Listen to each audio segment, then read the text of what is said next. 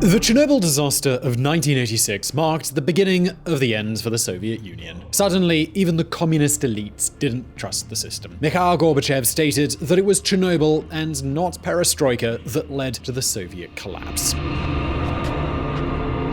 30 years later, Iran accidentally shot down a Ukrainian plane. Suddenly, even the strongest supporters of the Ayatollahs were ashamed. Thousands of people had protested against the regime. And this leads VisualPolitik to wonder, to what extent are we looking at the Iranian version of Chernobyl? What is really going on in the Islamic Republic of Iran? Well, we're going to tell you all about it in this video, so let's get into it.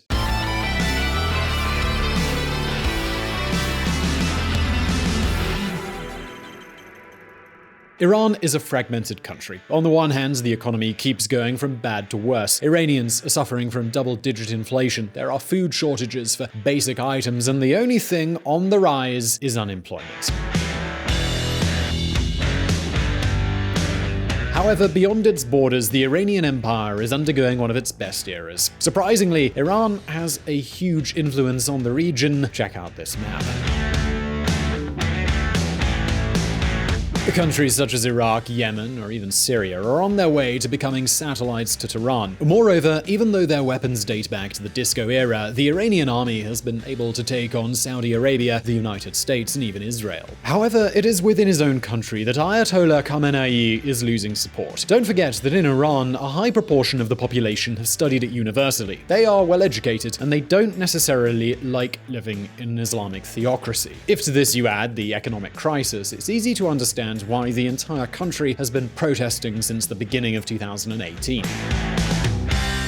The supreme leader lives like a god. We, the people, live like beggars. Not Gaza, not Lebanon, my life only for Iran. Slogans from an Iranian protest. The song Neither Gaza nor Lebanon refers precisely to that double standard that we're talking about. While Iranians barely have anything to eat, the Ayatollah regime continues to spend a lot of money supporting Hamas in Palestine or Hezbollah in Lebanon. Not to mention that Iran itself is cut off from the rest of the world. So here the question is, why does Iran invest so much in expanding its military influence while its people are on the verge of famine? Are we facing the beginning of the end of the Ayatollahs? Well, let's take a look at the history.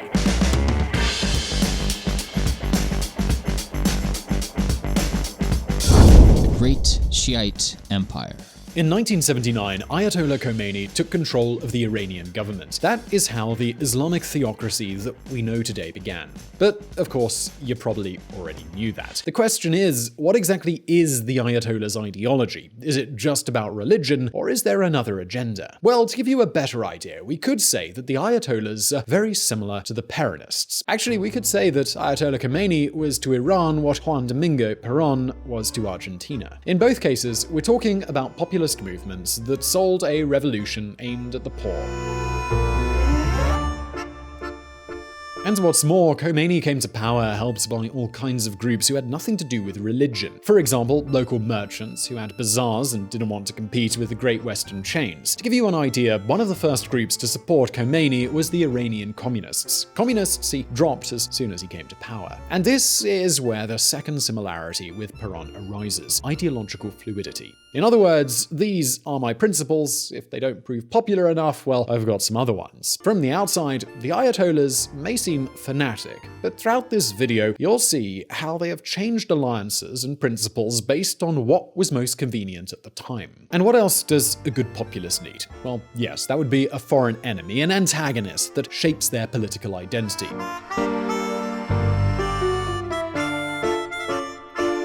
In Iran's case, its arch-enemies are the United States, Israel, and Saudi Arabia. And you might be thinking now, well, why don't they get along with Saudi Arabia? I mean, they're both Muslim countries. Well, yes, but in Saudi Arabia, they are Sunni Muslims, and in Iran, they are Shia Muslims. It's sort of like Protestants and Catholics circa 1600. So what happens when you have so many enemies? Well, your goal becomes ensuring their defeat and extending your empire. Well, that seems to be the great dream of the Ayatollahs anyway.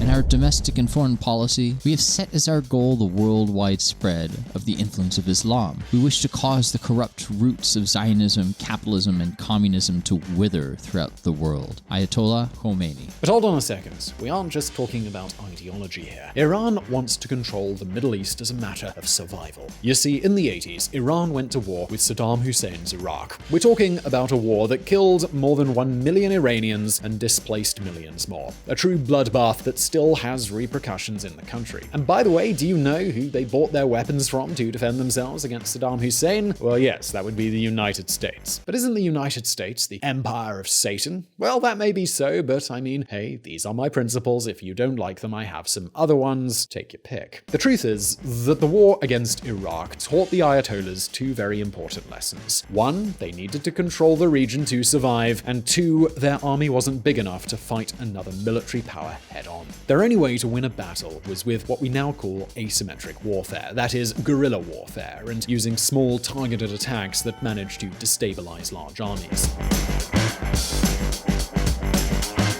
Well, back then, in the 1980s, Iran began to specialize in this kind of warfare. The Revolutionary Islamic Guard and, above all, the Quds forces, of which we hear so much about, are now true masters of asymmetric warfare. And I know what you might be wondering. Okay, this asymmetric warfare may be fine when it comes to defending yourself from an invasion, but can you conquer territories with guerrilla warfare? And how? Well, let's take a look at that right now. Fishermen make their day in troubled waters. We always say this on Visualpolitik. Power doesn't allow for vacuums. Back in 2001, the United States began two wars, one against Iraq and one against Afghanistan. Both countries, they were suffering under two terrible dictatorships. But at least it was clear who was in charge. After overthrowing Saddam Hussein in Iraq and the Taliban in Afghanistan, both countries were thrown into a power vacuum. And that vacuum, it wasn't filled with democratic politicians who respected human rights, but rather with warlords who killed each other in order to secure small areas of power.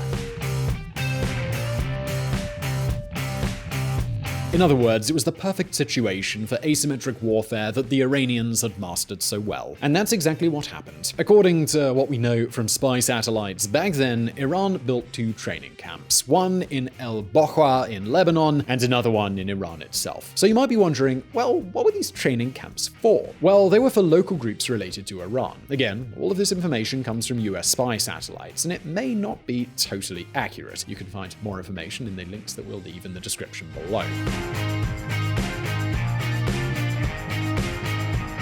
The truth is that these centers have shooting ranges and even circuits that simulate real cities. They have obstacles, fake walls, and everything one needs to recreate an urban guerrilla scene. To give you an idea, Hezbollah guerrillas trained at these camps. Yes, the same ones that got Israel to withdraw from Lebanon in 2006, but that's not all. Members of the Palestinian group Hamas, they also passed through here. And you might be thinking now, well, hold on a second, Hamas, aren't they Sunni Muslims? Well, yes, they are. So then, isn't Iran supposed to be against Sunni Islam? Well, yes, but as we said before, these are my principles. If you don't like them, I have some other ones. Basically, it's in Iran's interest to have a well-armed Hamas that can face Israel. So for that reason, the Ayatollahs have been able to put their differences aside and train Sunni guerrillas. Thanks to this flexibility, during the first decade of the 2000s, Iran was able to expand its area of influence more than ever. Yes, by then they were already suffering from the first wave of economic sanctions. But even though the economy was starting to slump at home, things were going great further afield. But hold on, because this is just the beginning.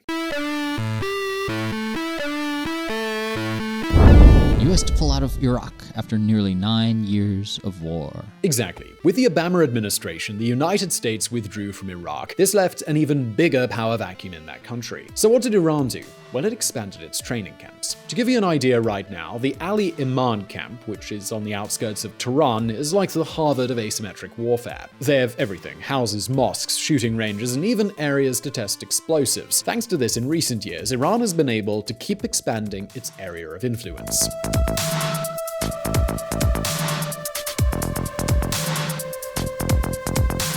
In Iraq, the Quds forces have given weapons to Shiite groups so that they can fight ISIS. Thanks to this help, Iran has become increasingly popular in Iraq. In fact, the new prime minister will likely be keeping very close ties to Tehran, and the same thing is happening in Syria. Iran's support has been instrumental in maintaining Bashar al-Assad's dictatorship. The conclusion? Well, look at the map. Although Iran is internationally isolated, they now have an entire corridor that leads them straight to the Mediterranean while always remaining on Allied soil. So what about Yemen? In the Yemen war, the official government, supported by Saudi Arabia, were facing a huge range of rebel groups. One of these groups, who were quite small at the time, were the Houthi rebels. They were supported by Iran. Today, they have Saudi Arabia against the ropes. In other words, as far as geopolitics is concerned, Ayatollah Khamenei and his Quds forces have been very effective. At the same time, from an economic point of view, things do look pretty dire in Iran. And you know what? You can't survive on international political influence alone. So, well, what exactly is happening inside Iran? Well, let's take a look.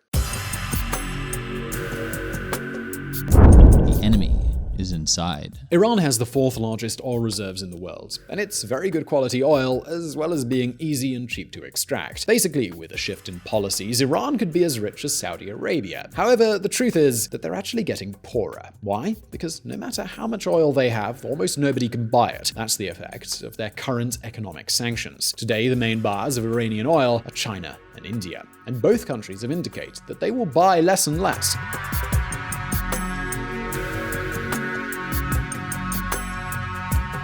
The same goes for other types of investments. European companies such as Renault or the PSA Group, which includes Peugeot and Citroën, have had to stop all of their projects in Iran. Why? Well, this is something we've covered in several videos, and we'll leave links to them in the description. As you can imagine, by not being able to sell anything, Iran's economy has collapsed. They have double-digit inflation. There's also high unemployment, and there are even food shortages. All of this explains why, since 2018, there have been regular protests throughout the country. But without a doubt, the peak of these protests came in November of 2019.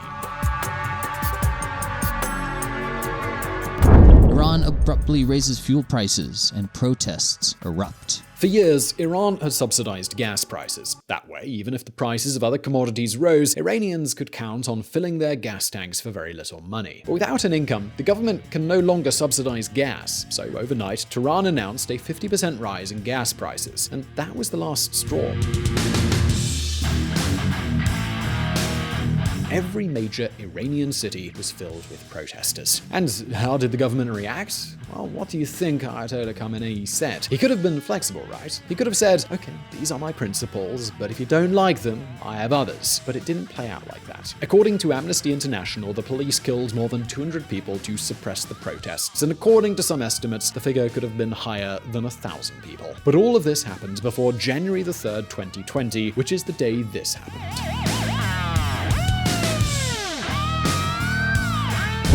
Qasem Soleimani. Trump says US killed a monster. Exactly. Soleimani's death was a blow to the very core of the Ayatollah's regime, but it also helped their cause. Now suddenly they had a martyr. Suddenly the streets of Tehran were again filled with people. But this time they weren't protests against the government, it was quite the opposite. Thousands of people showed their support in the fight against that little Satan who represented the United States. From Ayatollah Khamenei's point of view, this was a big boost for his propaganda. And then there was a bit of a slip-up.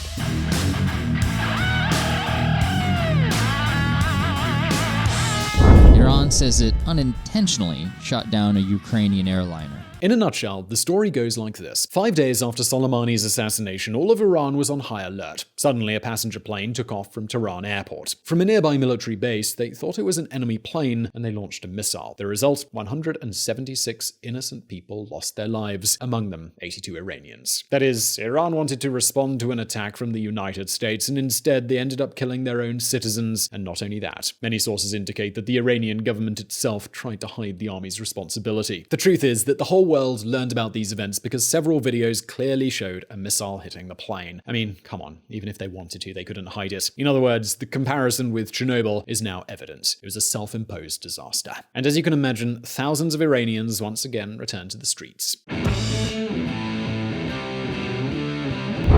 Iranians protest for third day over downed airliner amid reports of gunfire by security forces. And so, how is Ayatollah Khamenei reacting? Is he finally willing to show the flexibility that he is so well known for abroad? Well, no, it seems not.